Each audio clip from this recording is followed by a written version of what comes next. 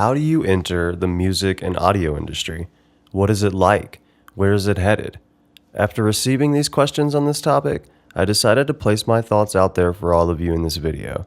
Before I continue, just remember that these are my thoughts gathered from my experiences in Western USA, and they may be different for you or for others and for different areas, okay? Awesome, let's go on. There are many different jobs in the music and recording industry, and although some are fading and some are growing, I'll list as many as I can remember right now. A runner, which is a studio assistant that runs and grabs cables, mic stands, mics, and coffee and such.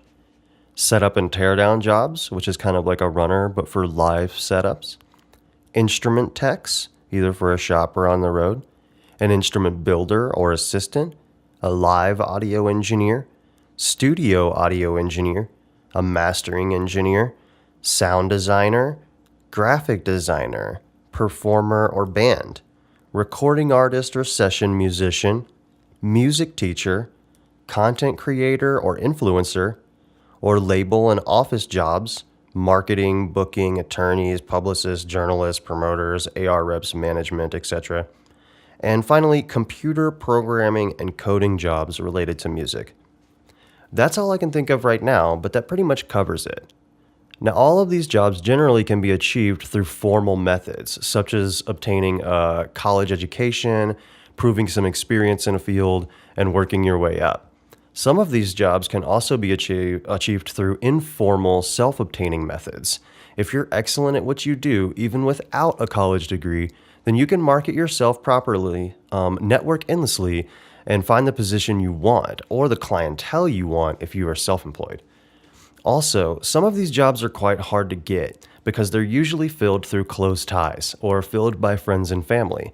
But don't fret, I'm going to spill the musical beans all over you right now. I'm going to go through each of these jobs briefly, drawing knowledge from my own experiences, the current industry, the past industry, a book by Donald Passman, and much more, and then finalize with a short conclusion. So, a studio runner job is typically found through friends and family or obtaining a degree.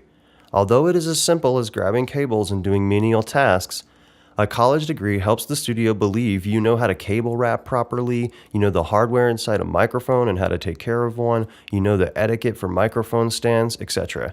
All of these small things done correctly and swiftly can make a large difference on the functionality of a studio, and that is why usually family and friends are trusted. Although, with some networking, resourcing, and persistence, you can find a studio that will take you on, even if only for a non-college unpaid internship. Then, that experience can be used to go elsewhere, or maybe they like your work enough that they hire you. The problem with this job, though, is that recording studios are generally not extremely popular and everywhere. You don't see them on every street corner. This is where serious networking comes into play, which is kind of true for a lot of music jobs. Once a runner job is had, you are taken a lot more seriously for other positions if that is your desire. There are also runners for live setup, or as I stated before, setup and teardown. This is almost exactly the same thing as a studio runner. You run to go get things needed for stage construction, speakers, cables, mics, or whatever else the workers above you need for stage setup to move fluently. These jobs are pretty abundant and quite common with festivals, non-stage venues, fairs, etc. because usually a stage isn't provided by the venue. These jobs usually pay a little higher than minimum wage and are easy to obtain without any college education. This is a great way into the industry because you meet other people in the industry and you get experience without having to pay for college. Instrument techs are typically masters of an instrument's hardware. They usually have some performance or engineering degree related to the instrument that they are a tech for. They usually get paid per night in a tour, and this can be a lot or quite a little depending on the band or company that you are teching for. Because you are touring with the performer constantly, and because performers can be quite picky about their setups, friends and family are commonly chosen for this. If a performer really knows someone, that tends to be the best case for a job. However, I do have a friend who made constant contact with a smaller metal label and after some time got hired as an on-call sound tech for tours. It's not salary, but it's decent income for him and it adds great experience to his resume. You could also be a sound tech for a small music shop without touring, but these jobs usually don't provide much resume growth. A decent step above sound tech is an instrument builder. They're usually a master of instrument creation or is someone that has proven that they have enough knowledge to be an instrument builder's assistant. When I say Kiesel, most people know what I'm talking about. I'm talking about the Jeff Kiesel, maker of some of the most wonderful wooden guitars out there. We can all assume he got his start in the industry just by building and becoming a master of the craft or having been through some woodworking college. Most of the people I know in this industry are entrepreneurs trying to make their own guitar brand, some with great success and some without any at all. But I do have a friend who, after messing with guitars at home a bunch and obtaining a woodworking certificate, is an instrument builder assistant for an acoustic guitar company near my town. He gets a nice, comfortable salary, and he loves his job. More in my area of expertise and part of my college and pursuits is the career of live audio engineer. A lot of different jobs available at different venues call this person by a different title, such as stage manager, sound tech, sound engineer, live engineer, etc. But they all deal with the same technology and have the same goal: make live performances, both musical and not, sound great for the audience. Because there are so many bars, venues, houses of worship, concert halls, opera houses, dance halls, clubs, and more, live audio engineering at the moment is a very practical career choice. Usually it entails receiving great nightly pay or more than livable salary wages. Also, you get to meet all kinds of different performers and work directly with them, which I personally think is awesome. It can definitely be handy for networking in some cases. The only thing is that live audio engineering jobs are usually degree requiring or demand years and years of experience. Studio audio engineers are more than just one music producer overseeing an album production. There are other jobs available for people of this title or expertise, such as podcast, broadcast engineers, mixing engineers, and recording engineers. It is very true that many studios have one person who oversees the task of all of these titles and fields, but there are a lot of bigger studios out there that have many different engineers for many different things. Trust me when I say that if the studio you work for or own is successful, the income can be substantial, whether you're a producer or just part of the team. I also know of plenty podcasting and broadcasting engineer jobs right now, such as one for an online satellite radio show made by successful attorneys who just record conversations and post them online. The pay for that job was $55,000 a year with weekends off. I know of another job for a religious podcast that is out of a city near mine, and the job is $35,000 a year for working only 4 days a week. Although, similarly to live audio engineering, these jobs require serious college experience or years of professional engineering experience. There's a lot of freelance opportunity out there, such as freelance mixing and home recording, but unless you have built a good name for yourself, you probably cannot charge very much and will have a hard time finding clients. A mastering engineer is what I like to call the polishing engineer. It is a more lax, less team-oriented job that is sometimes managed by the producer, but a lot of the times outsourced to a specific mastering engineer. This is usually because a fresh set of ears on all of the songs of an album or EP can be immensely beneficial to make everything pop and blend together well, whereas the producer or recording engineer might be a bit sick of hearing everything over and over again at this point, having recorded the music. And usually the mastering engineer has their own separate facility or works for a bigger studio. And for those curious, mastering does refer to the process of making songs blend together well for an album or consistent playback. It is a job that I actually would love to have. It usually pays great per gig, enough to have your own business if you network well, or it pays great hourly and salary at popular, successful studios. Some of you may know this and some of you may not, but modern movies keep almost none of the original audio recorded during filming. It is instead dubbed by sound designers in the most insanely creative ways. This is, of course, the same for video games and animation. Sound design jobs are very abundant right now because there are so many video game and TV production companies out there, but they usually require a specific college degree in sound design or recording arts, and I can't find very many colleges or universities offering this as a program. So, be ready to do some serious research on colleges and possibly have to move for jobs or education. But you'll make lots of money working for seriously amazing companies while getting great income and benefits doing so. We're talking companies like Blizzard, Epic, Microsoft, Activision, and so many similar companies who are inspired by their business structures. Even more abundant, in my opinion, than sound design jobs are graphic design jobs. Many say there aren't a lot of jobs for artists lately, but that's just not true if you network properly and gain a degree or background in Adobe Illustrator, Lightroom, Photoshop, and have some minimal understanding of computer programming languages. These jobs are everywhere, especially in the music industry. Labels, bands, venues, instrument production companies, music software companies, and music shops all need graphics constantly, to the point where a lot of designers hold salary positions at these companies. I also know plenty of designers who are successful freelancers by utilizing proper networking and advertisements. But I know plenty of you who prefer a steady income, as I do, which is great because graphic designers can acquire these jobs easily almost everywhere. So, when people think of the music industry, the performer or band is usually the first person they think of. The only reason I didn't add this to the top of the list is because without all the other members in the process, no one would generally ever hear or care about that band's or performer's music compositions or performance ability.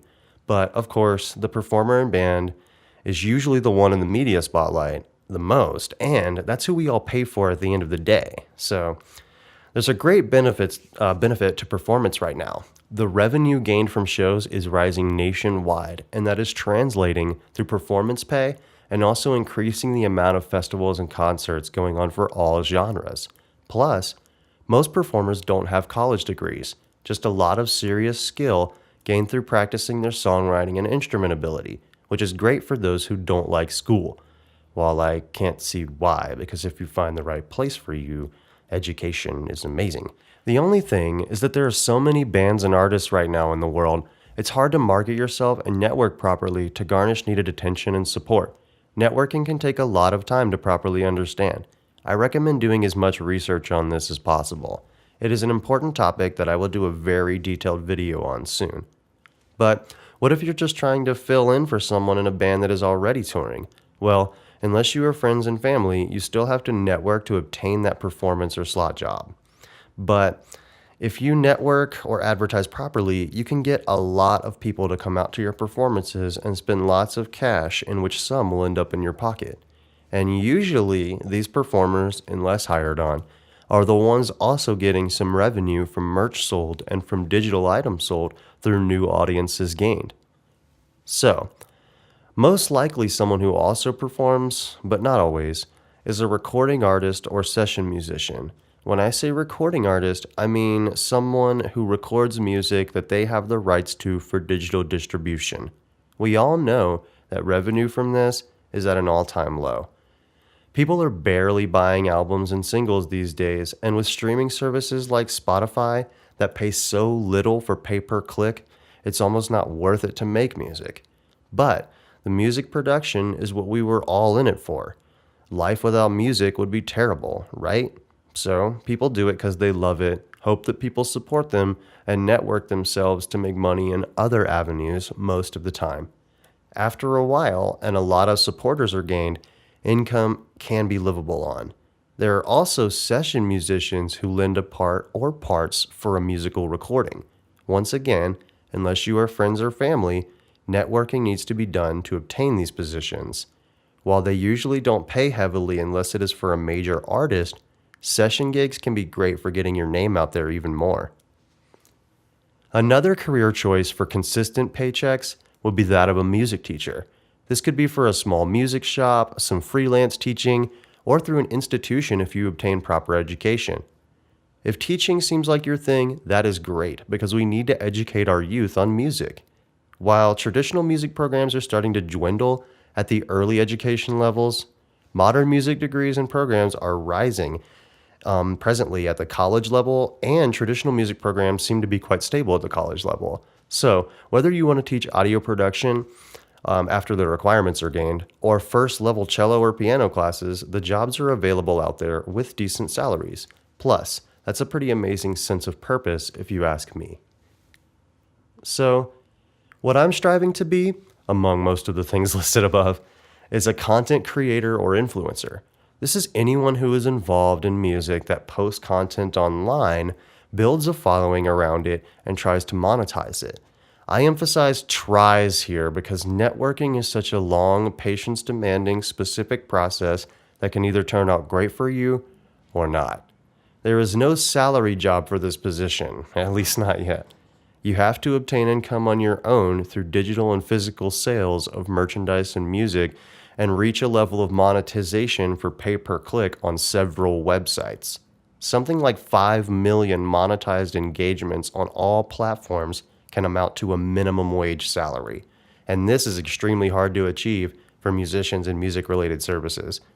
Therefore, I personally recommend having other sources of income until, if ever, you make a livable wage from content creation alone. This one I won't go into too much detail on because I was definitely snoozing a lot during my music business classes when we were discussing these positions. Office jobs. There are dozens of kinds, as I mentioned in the beginning of the video, and all of them are steady paying, pencil pushing jobs, and without them, bigger companies would fall apart. They're absolutely necessary, especially artist relations and attorneys, to keeping the wheels turning.